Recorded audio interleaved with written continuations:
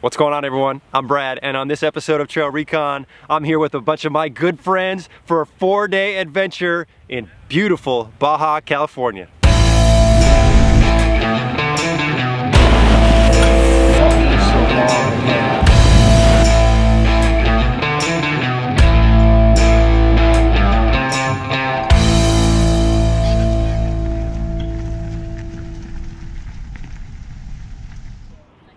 We have been planning this trip to Baja for several months, and today was finally the day.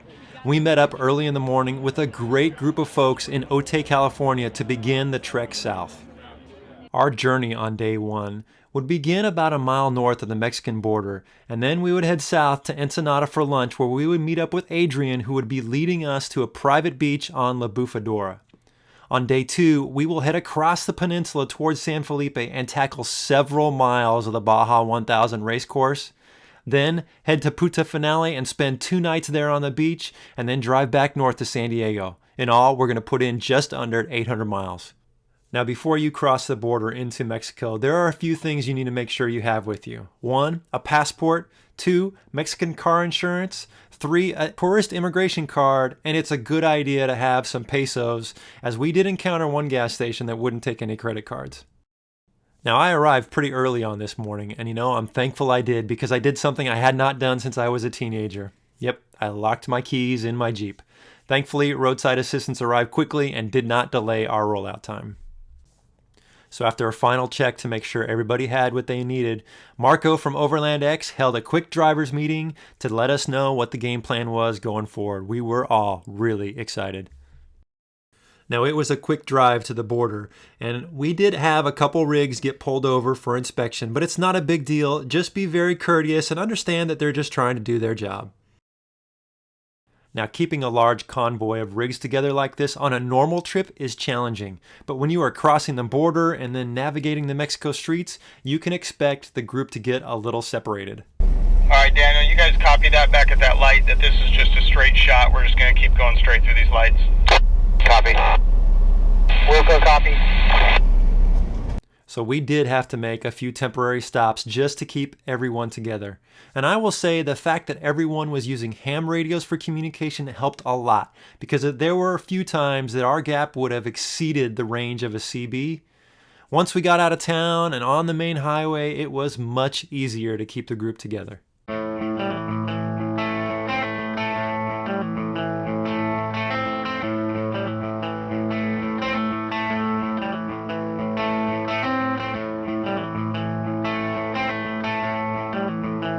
In our group, we had some really nice rigs. There were a couple Jeeps, there was a Nissan, there were some new and old Toyotas. Everyone's rig was set up for overlanding and were more than capable to tackle the trails. The further south away you go from the border, the more beautiful the scenery becomes. This road along the ocean was spectacular.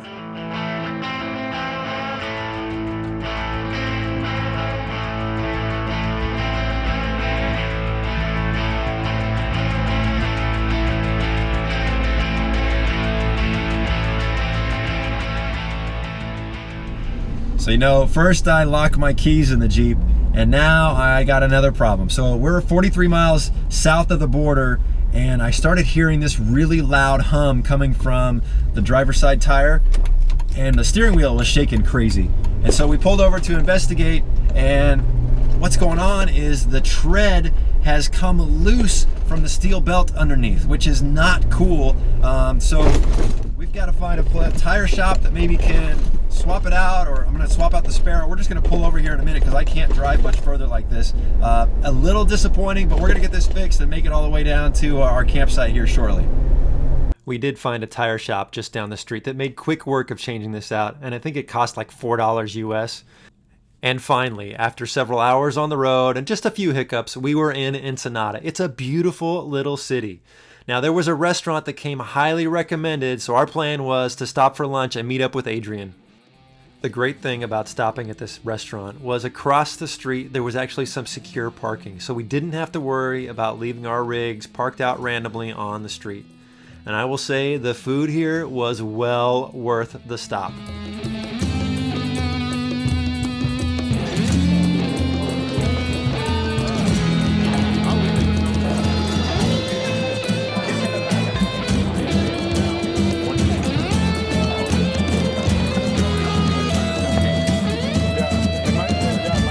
After some great conversation and full bellies, it was finally time to head to La Bufadora, which was just down the road.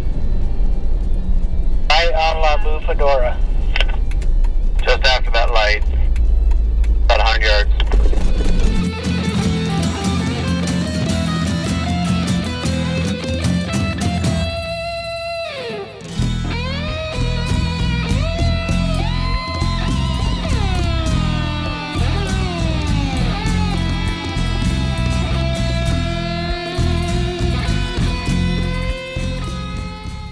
The drive from Ensenada to La Bufadora with the ocean and the golden sunset, man, it was truly amazing. After turning off the main road and driving a couple miles towards the water, we came to a gate where our host Adrian was meeting us. Now, where we were going to be camping was not open to the public, but there are some other campsites in this area if you do want to come out here. We arrived at our campsite just as the sun was setting on the horizon, and I think we were all a little awestruck at just how amazing this location was. To say that the view was breathtaking would be an absolute understatement. We set up camp for the night and took a moment just to soak it all in, and then we sat around the fire for a few hours reminiscing about the day's events and sharing our excitement for what the next couple days would possibly bring.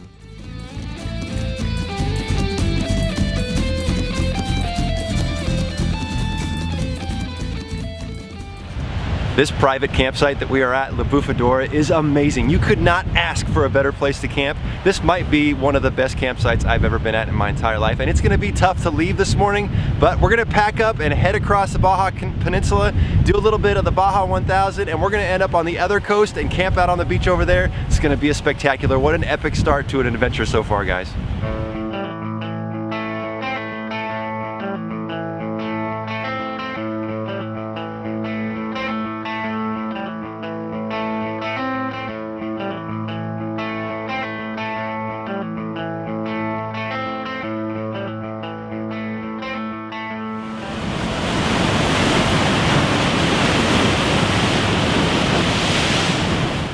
After a great night's rest, we all packed up our rigs and decided to do a little exploring of La Bufadora before we hit the road and headed east.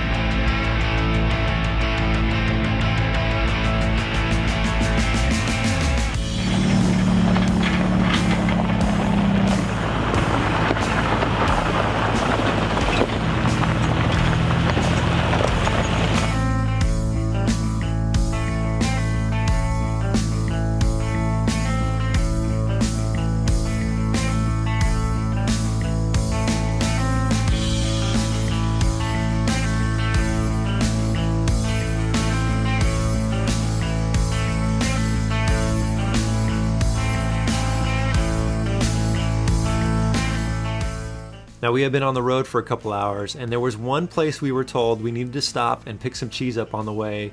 And I'll say, as far as cheese goes, it was pretty good. It was worth the stop. A little further down the road, we came to our first military checkpoint. And these guys are going to ask you a few questions about where you've been and where you're going. And they may look through your rig and through your boxes and stuff, but again, just be courteous. They are just trying to do their job. We finally made it to the entrance to a section of the Baja 1000 trail. It was time to air down and have a little fun.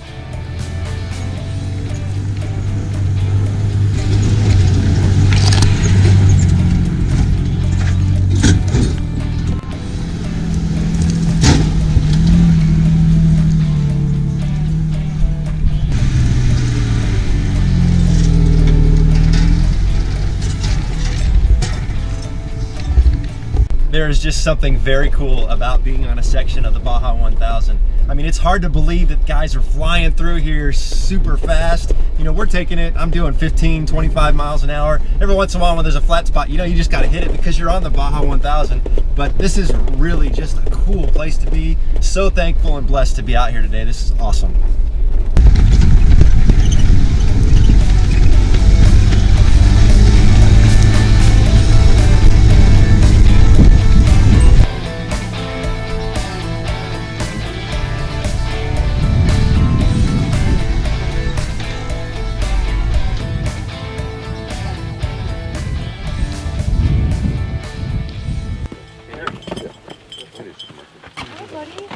Lunch out on the Baja Trail with this group was pretty legit. There's no Lunchables out here. I think I'm gonna have to add one of these scottles to my future wish list. Hot food on the trail. Hey,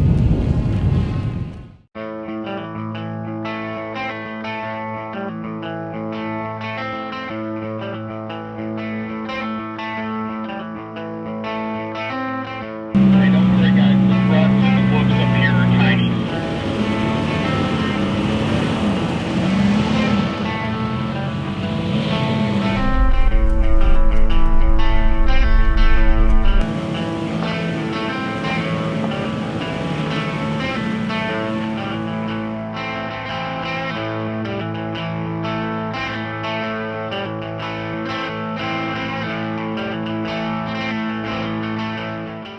There were several cows along the trail that were keeping a pretty close eye on us. Thankfully, they were nice enough to not stand in the middle of the trail, so we didn't have any issues with them, but something to watch out for if you're going to be heading down this way.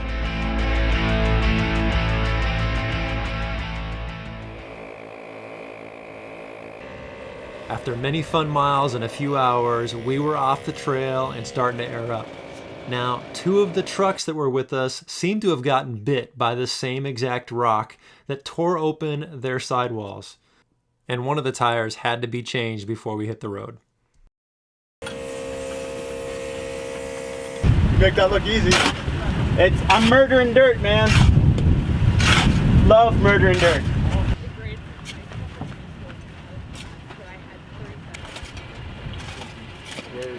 The tail on the road? We're getting on the road now.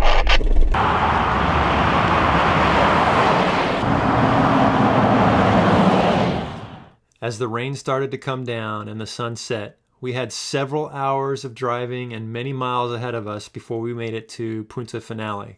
We passed through two more military checkpoints along the way, and we had to make a stop at this taco shop that was recommended to us. The food there was awesome, and there were decals all over the place, so of course several of us had to leave ours on the walls as well.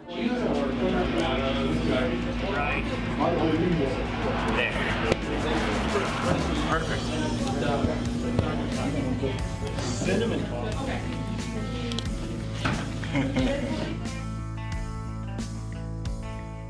We are reaching the arches now, which are the official entrance of San Felipe.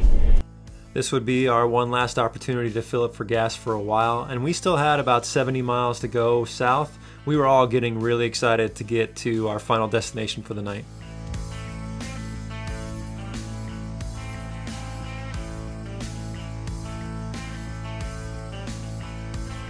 When we finally arrived at Punta Final, it was well past closing, so we had to convince the caretaker to allow us in.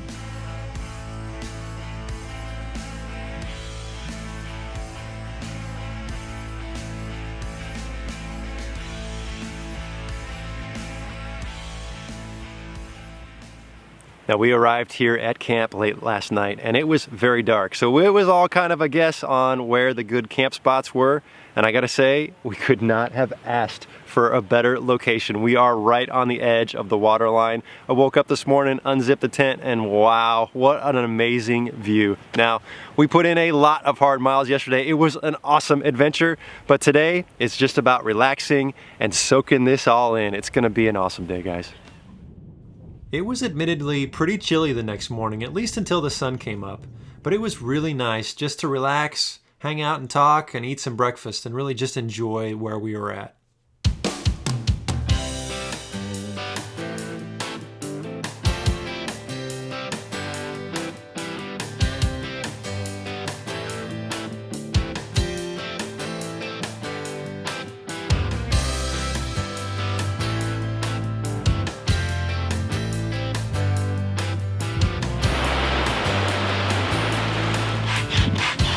once the sun was shining and the temperature came up, the water toys came out. I honestly had no idea folks had packed rafts and blow-up paddle boards, but the coolest thing was this kayak in a box that Jerry from Tembo Tusk brought. How ingenious is this thing? Now, Jerry and Brian, how many times you guys set this up? This is the second time. Second time. Second time.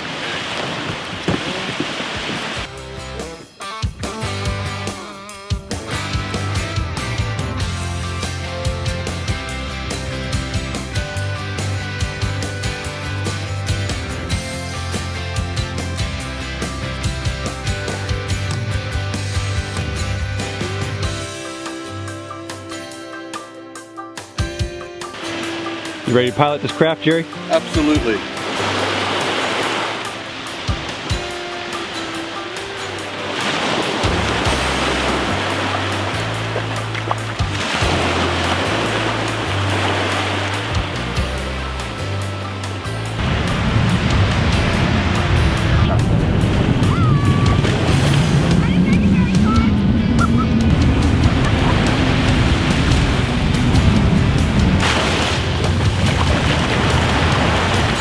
It's a vertebrae from a whale. That's awesome. Yeah, you see the little like hollow areas and blood vessel area?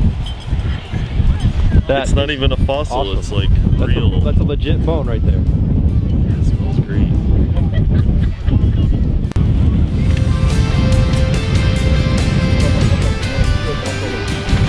Marco, what happened? Cheap awning? The pole snapped up there. Yeah, that's it. Deal. Woo! Woo! Oh yeah. Hey, I think we all learned a valuable lesson today.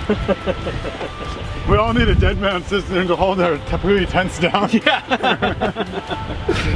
So Eric, what just happened? High winds in Baja. These Tepui tents fold out so easily, they actually put themselves away when you go to Baja. This would be the 4th tire casualty of the trip. You know, I have to say, make sure if you're going to come down to Baja, you bring a good spare with you.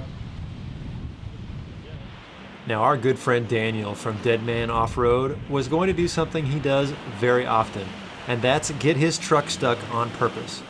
He was going to give us a demo on how the Dead Man system works, and I'm actually going to create a separate video in the future to show you how this all works. It's a very cool way to recover yourself when you need it.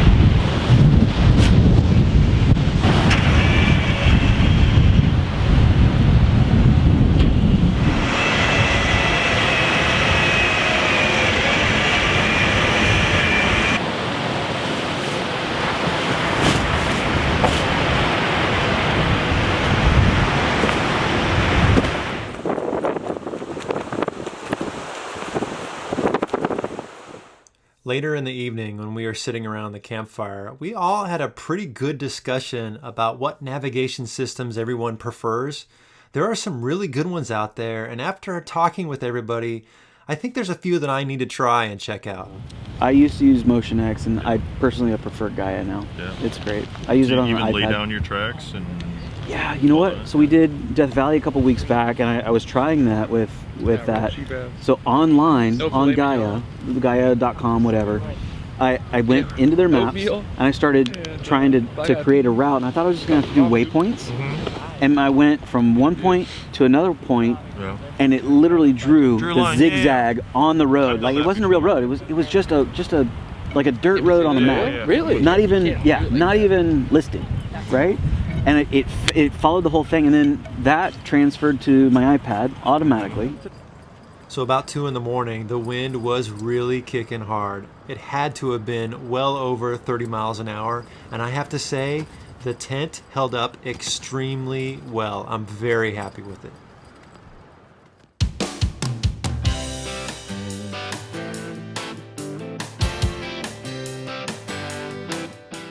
Packing up in a windy situation has its own set of challenges, but everyone in this group has great gear and a lot of experience, so we were all ready to go in pretty short order. And before we headed on our trek north, there were a few of us that just had to have a little more fun in the sand. Good times out here.